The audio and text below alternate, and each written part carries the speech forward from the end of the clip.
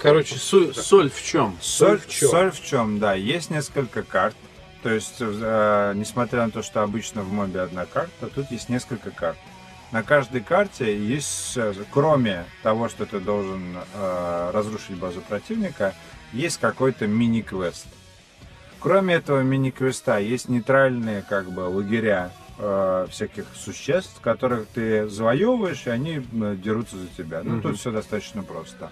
И, соответственно, то есть вот первая механика это обычная дотовская механика, вторая механика это нейтральные лагеря,